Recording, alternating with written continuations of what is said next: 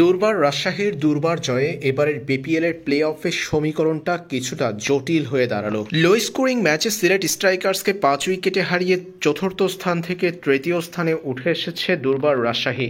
আকবর আলী ও Ryan বার্লের বুক চেতিয়ে লড়াইয়ে জয় পেয়েছে দুর্বার রাজশাহী। তাসকিনরা এখন তাকিয়ে আছে পয়েন্ট টেবিলে অন্য দলের দিকে। ভাগ্যের উপর নির্ভর করতে হবে তাসকিন আহমেদের দলকে। প্লে অফের আগে আর কোনো ম্যাচ নেই রাজশাহীর। সিলেট এবং ঢাকার বিদায়। রাজশাহীর সামনে এখন শুধুমাত্র বাধা হয়ে দাঁড়াতে পারে মেহেদী হাসান মিরাজের খুলনা টাইগার্স। তাদের হাতে এখনও দুটা ম্যাচ বাকি রয়েছে। সে দুটা ম্যাচে ঢাকা এবং রংপুরের মুখোমুখি হবে তারা। তাসকিন আহমেদদের তাকিয়ে থাকতে হবে খুলনা টাইগার্সের ম্যাচগুলোর দিকে।